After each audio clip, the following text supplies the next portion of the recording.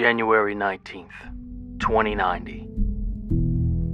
This is the log of Captain James C. Reynolds of the USS Nikolai Tesla. We are a crew of 100, along with 300 colonists, said to inhabit the forgotten colony on Mars.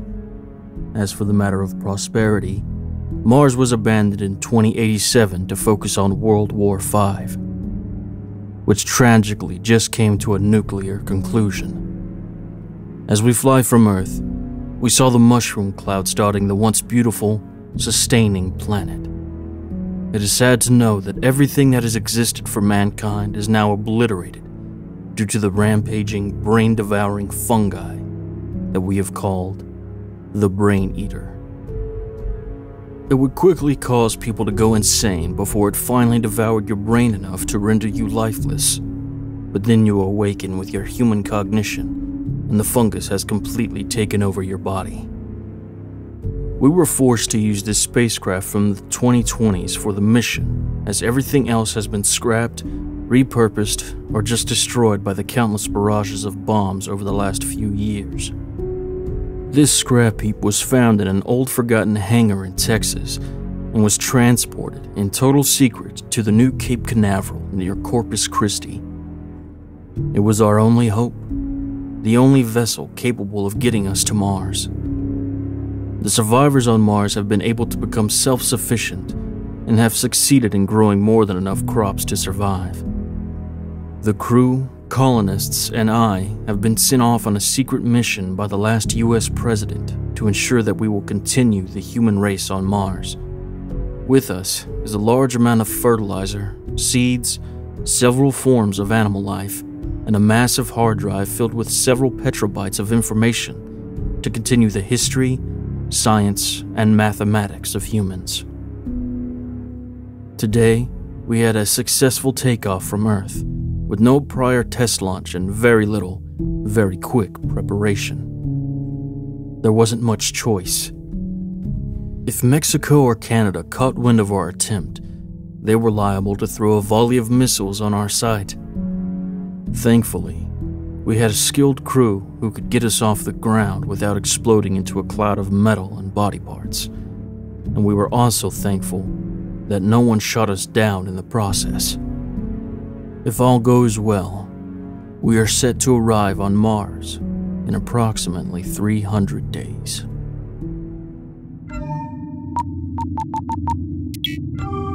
January 30th, 2090.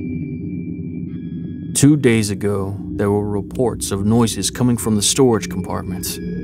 I had commanded 5 men to investigate this. My counselor and I concluded that it must have been a fault in the craft, and that there couldn't have been too much damage, otherwise, we would have exploded from the force of takeoff. Yet, it was discovered that we were wrong. That was not what caused the sounds. When we inquired, the guards reported that they had found 10 men stowed away in the storage area. There was a short battle with 2 of them, who managed to take the weapon from a young woman that had volunteered for the guards just a few days before, and shot her point blank between the eyes. The remaining guards returned fire, killing those 2 men. The other 8 stowaways surrendered without incident. The guards discovered that the stowaways had removed some of the fertilizer, most likely while we were busy trying to get the damn ship ready for takeoff, removing enough to hide 10 men indiscriminately. If we weren't in such a rush to get off of the planet, I would have sent guards to do a thorough check of all the rooms, but we were short on time. We have them locked up in a sealed room in a makeshift prison, with cameras pointed at them constantly. And the only way for them to get out is from the control panel in the executive quarters. I feel it is most secure having the control panel in here. You'd need executive-level access to get in here, which very few people have. Myself, the co-captain, the captain of the guard, and my wife. The room is 16 feet by 19 feet, ample space for the 8 stowaways. I fully intend on leaving them there until we arrive.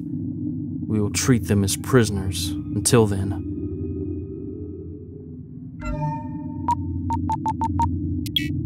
February 3rd, 2090. Today was the first, and I hope the last time that this happens. Several colonists revolted and began to protest outside the executive quarters. It started with a handful of people filling the 30-foot hallway that also leads to the guards' barracks and the security office. They began beating on the windows and screaming obscenities. "Come out, you fucking scumbags! Show us your ugly face! We aren't going to Mars to live under a dictatorship. We left Earth a free people, and we are still a free people. Free those prisoners. They mean us no harm. They just want it off the goddamn planet, too. Free the prisoners. Free the prisoners. Free the prisoners." I commanded the captain of the guard to explain to the protesters that these people were not assessed for brain eater and have not been cleared as of yet. Things soon got out of hand. The protesters refused that answer, becoming even more rowdy, and then one of the guards beat a colonist over the head with her baton after they started clawing her face. She was reported to have yelled obscenities back at the angry protester before unleashing her frustration on their skull, killing them after a few hard blows. The crowd rushed the guards, and 2 colonists died in the ensuing ruckus. The guards had to resort to brutal force when 5 people attacked an inexperienced guard who was too busy panicking in the corner and was killed after the protesters took his weapon. The guard shot and killed 2 of the protesters that had killed the guard and injured several others before the crowd rushed in the other direction and the uprising finally stopped. For the last several hours, I have been watching the cameras. The colonists have been in their quarters since the uprising was quelled, and so far, they seem to have gotten it out of their system. For now. There are no cameras in their quarters, and I am beginning to worry about what may result if something else upsets them. I have commanded the guards to keep a closer eye on them for the next few days. The feeling of the walls closing in has never felt stronger.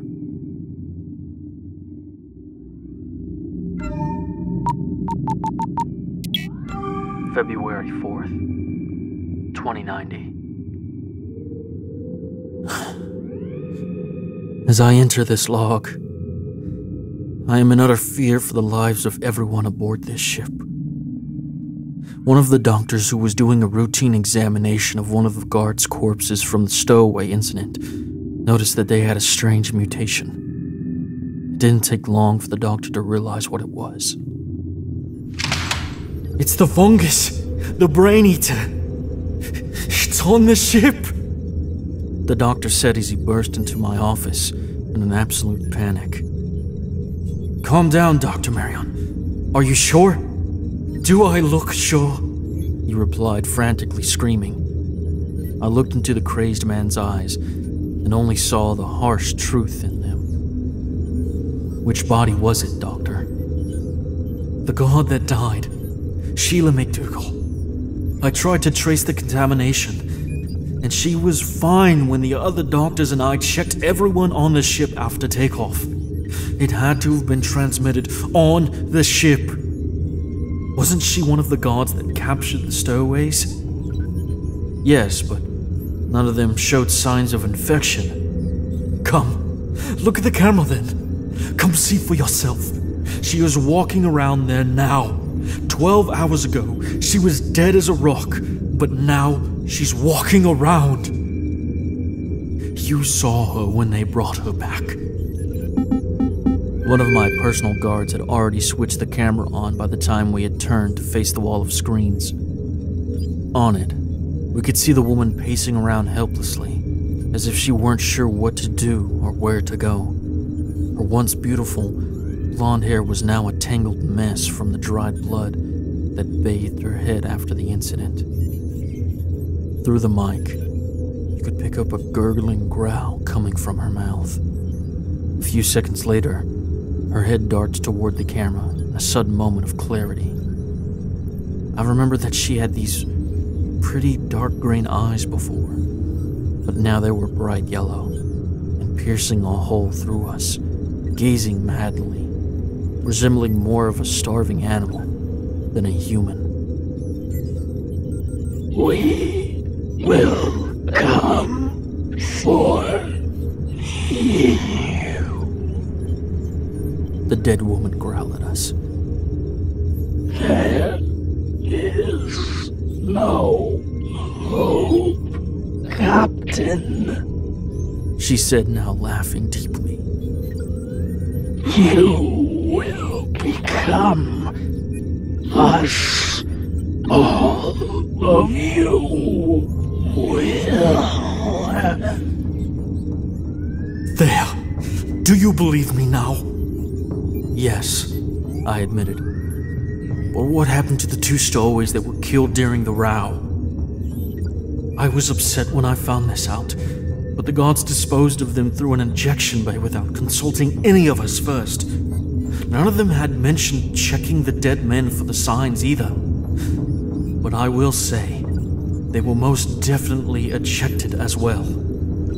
Damn it! This is why we had everyone assessed before coming on. We need to start decontamination as soon as possible. It's too late for that. Too fucking late.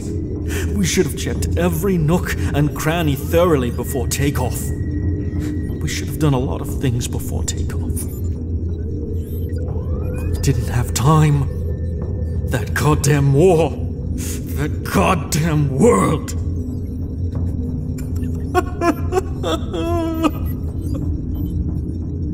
He started crying.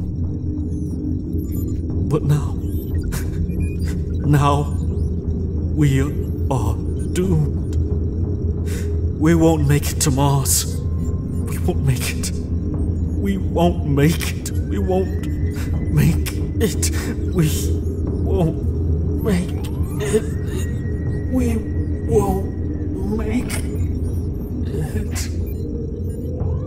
That was when the girl on the camera chimed in with, "You won't make it."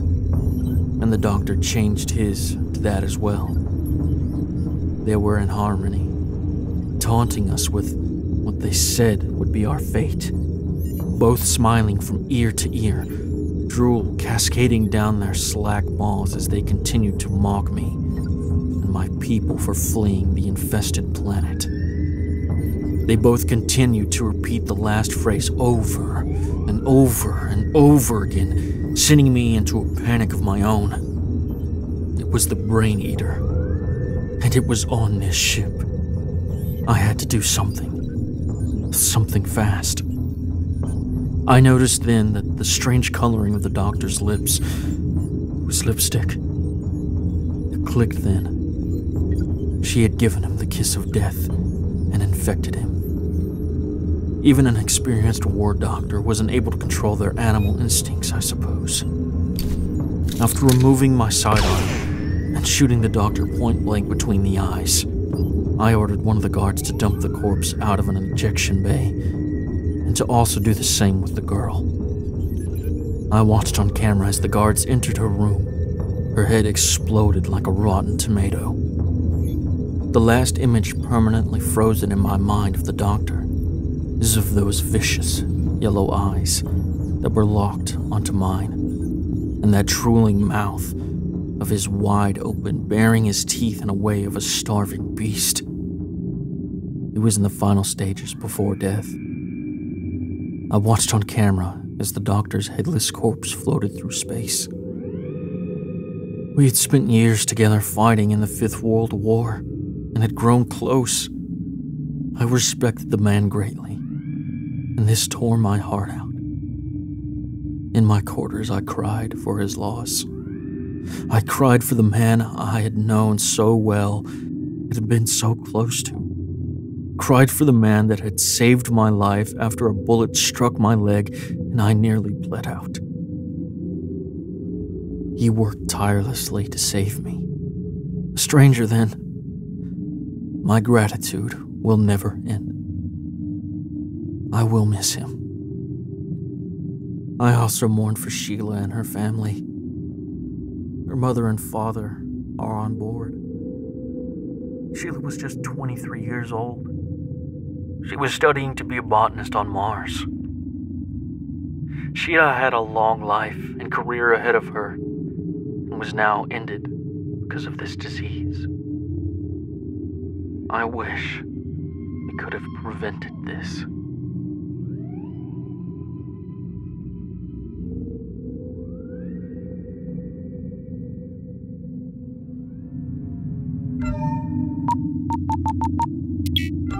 February 5th, 2090. Today, I made a fatal mistake. My stubborn, determined son had been arguing with me for days to get out of the executive quarters because he was bored and wanted to see the whole ship. Dad, just take me out of here. I want to see something else. I'm tired of being cooped up in this hole. He's a strong-willed 9-year-old, that's for sure. For 3 days, he badgered me every time I was within reach. After the incident with the doctor, the security team decided it was safe enough to escort him around, with me at his side, of course. We left around noon today and started off with Quarter A. All the living quarters are identical. 25 rooms that can house up to 4 people each, and a cafeteria at the back of the hallway. With 4 quarters, that means we can house 400 people, which put us at max upon takeoff. As we were heading down the hallway to Quarter B, a man stepped out of his doorway as we stepped in. Once we passed him, he lunged out at my son, somehow wedging his way around the 2 guards and forcing him to the ground. Within maybe 2 seconds, he did this and was trying to force his mouth onto my son's. He struggled, and my son screamed at the top of his lungs. The guards moved quickly by throwing a swift head kick, sending him reeling backwards. I told them before if anyone attacked us to shoot immediately, and they followed that order. We turned around and made our way back to the executive quarters. Martin went back to his room and hasn't said a word since.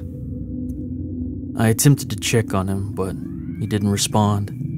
Just kept his nose buried in an old comic book he brought along, and I'm sure that he's read at least 1,000 times by now.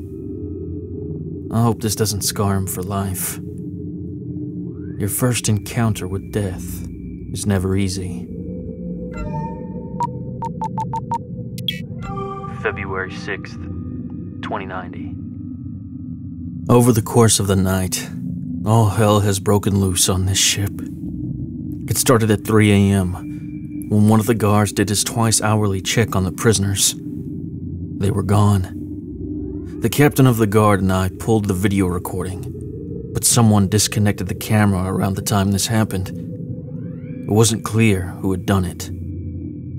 Oh shit. This isn't good. Not good at all, the captain of the guard began to say as he panicked. He raked his fingers through his hair and paced around the room. I don't feel as if it was a bad decision to fire him and immediately have him checked for brain eater. He was infected. He was present during the investigation of the storage bay as well, so that confirmed it had rooted back to the stowaways. To my dismay, I discovered that he was the one who had approved of them to dispose of the bodies without inspection. He was quoted to have said, "I don't want any fucking paperwork about this, so just throw them out the tubes. If they're infected, that'll stop them from spreading it." One of his subordinates reported, "Sir, what if they haven't been infected yet? There's that possibility." "Do as you're told, officer." It's a shame nobody in that group had the gall to stand up to that idiot. I wish there had been time to properly screen everyone that I had appointed for a leadership position. But once again, we didn't have the time. Just like how we went through 6 presidents in a year due to the incompetence of all levels of leadership. I appointed people with a good resume and who'd seemed competent during the quick interview process. None of them were chosen before takeoff. but I had done all this during the first day. It seems that I am the only competent one on this goddamn ship. I feel as if a major shift in leadership is coming, and I feel there may be a need for a drastic executive decision very, very soon. February 8th, 2090. I have stood my ground, and I have stood it well. The captain of the guard turned on us during our meeting. I'm not infected. You're all full of shit. This whole fucking ship is going to crash because you don't know what you're doing. The captain had yelled at me. You ought to watch your mouth before you swallow all your fucking teeth, Captain. I replied, my fist balled up so tight that my nails were nearly puncturing the skin of my palm. I know it will. I know it will. I know it will. It was that quick. The man's head did this strange movement of turning from side to side for a few moments, blinking rapidly. Then he snarled and growled. And, in an instant, he leaped off of the bed, attached his mouth to the mouth of the doctor that had examined him. The poor man didn't see it coming. One of the guards shot him and the doctor right then and there, no questions asked. The echo of the gun blast made me lose all hearing for a time, but it was a good move on the guard's part, and I commended him later for it. I like that kind of initiative, the kind that would make a good captain of the guard one day. Maybe soon, at this rate. Upon finding out that the captain of the guard was infected, I had the remaining doctors do an emergency examination of all the colonists and crew members, while I also had the guards search for the missing prisoners. No, they're not prisoners now. Not even stowaways. They are terrorists. They are enemies of humanity. They brought that infection onto the ship. Our last hope. They, or rather the fungi swimming around in their brains, are well aware of what they are doing. It is programmed in the fungi to find more hosts. They must have found out about our mission to get the hell off of Earth before it was blown to Swiss cheese. To my horror, the doctors found out that over 80 people had become infected, all of which were immediately executed and discarded by ejection pods. I watched on the cameras as they slowly floated into the vacuum of space. I felt a strange mixture of sadness to see a little more of humanity's hope fly out of those pods, but I also immensely enjoyed seeing those infected people floating far away from the ship. I spent the last 3 years literally fighting this fucking disease as it ravaged the world, turning everyday people into savage, murderous monsters. The disease is transferred by mouth-to-mouth contact only. Many times, I nearly faced the kiss of death, but I was able to fend it off with proper training and sheer determination not to become one of them. It's not really a kiss, but the infected lock their lips onto the host and fill the victim's mouth with their infected saliva until they are forced to swallow, rapidly spreading the spores throughout their system, sometimes in just a few minutes. The world was in deep shit when the world leaders started to succumb to the disease and began to command entire armies of the infected, marching into countries and infecting millions. It was found out early on that the goal of the infected was they didn't want to eradicate the human species. They wanted to become it. When you are infected, your sclera of your eye turns a piercing yellow in color, so it is easy to tell who has it. They can still operate like normal people, but their voice dramatically changes, sounding as if they are trying to speak with a mouth full of water. If you refuse the kiss, Then they come after you in a bloodthirsty rage. They will scream and lash out like maddened animals, all to take you down and force you to become one of them. God help us if they manage to get a hold of the guns on this ship. February 9th, 2090. The guards found the terrorists shortly after I filled out my log yesterday.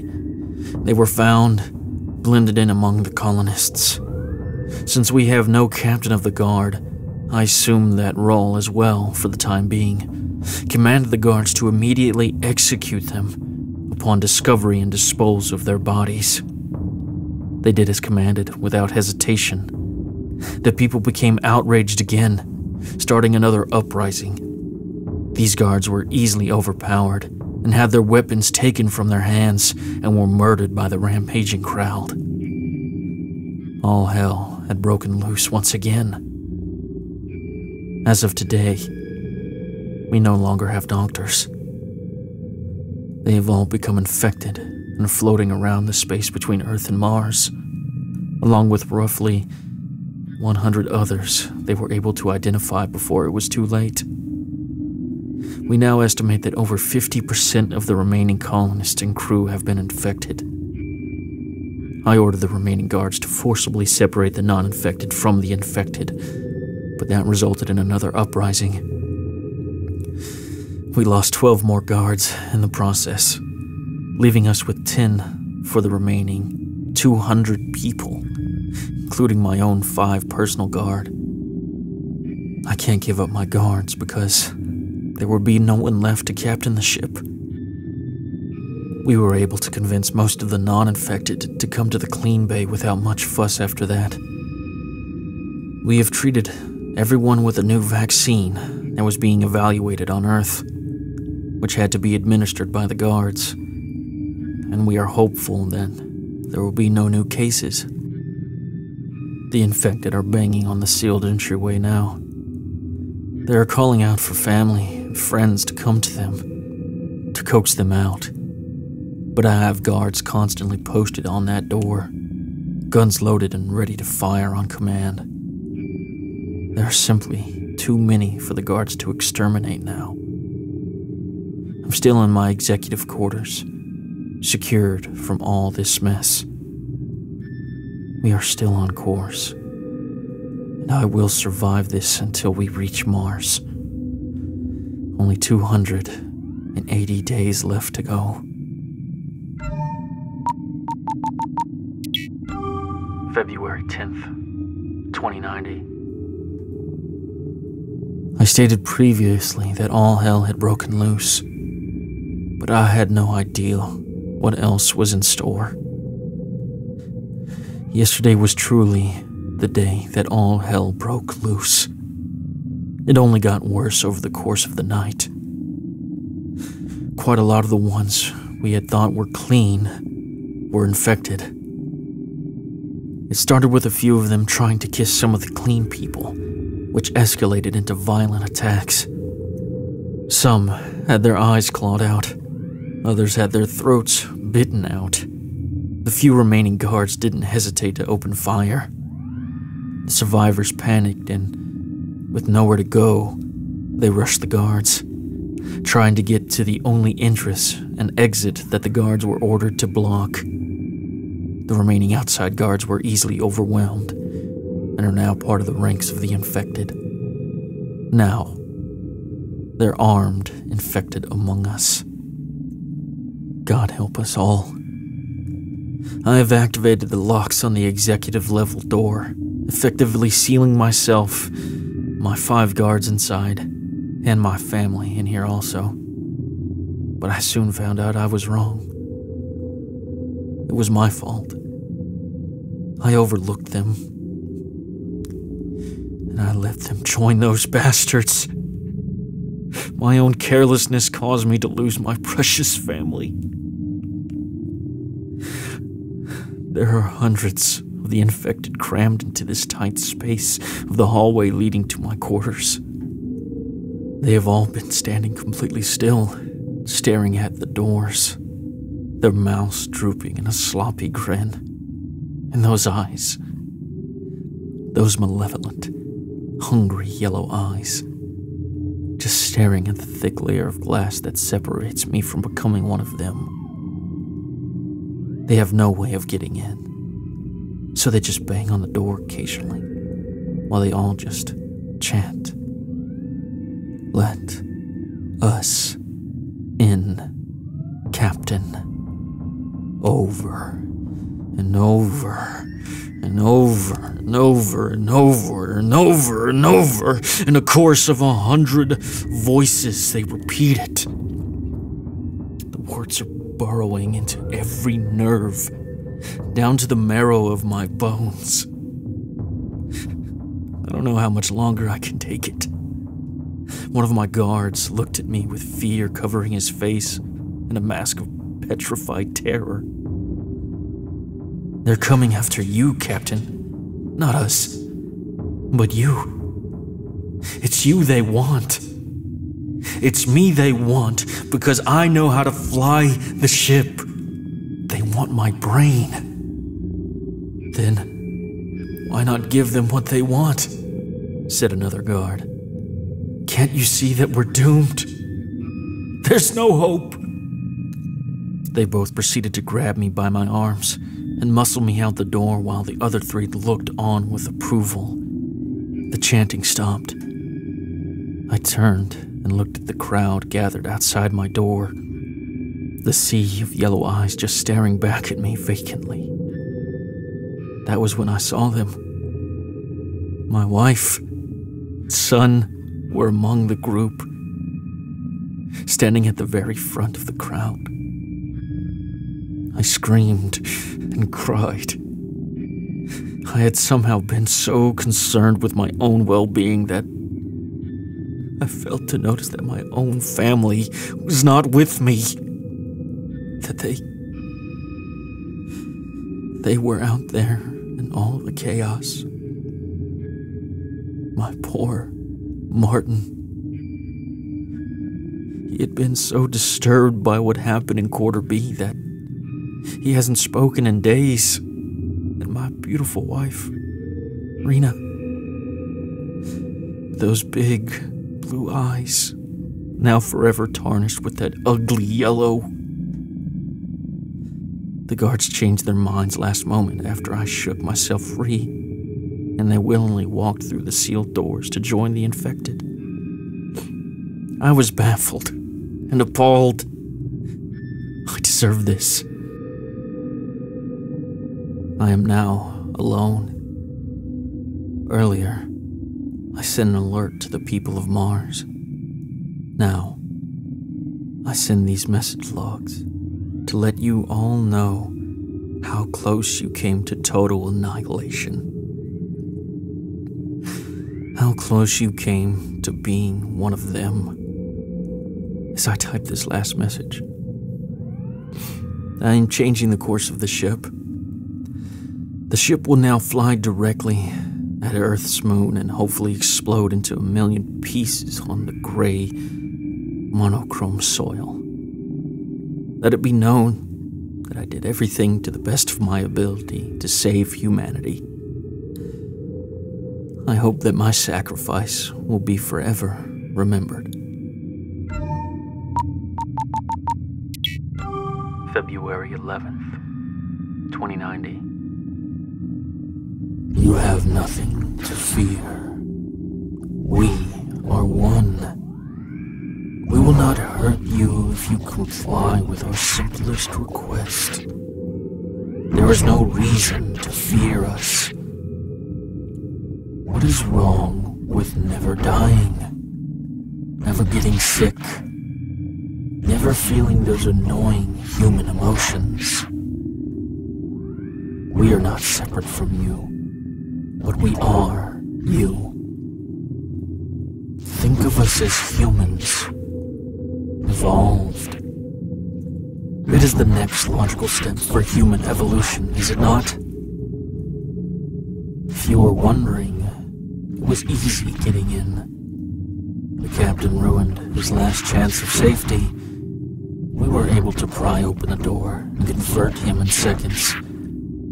Now, we are heading straight for you again, Mars, with a new and improved captain at the controls. You humans and your pesky, selfish need for war.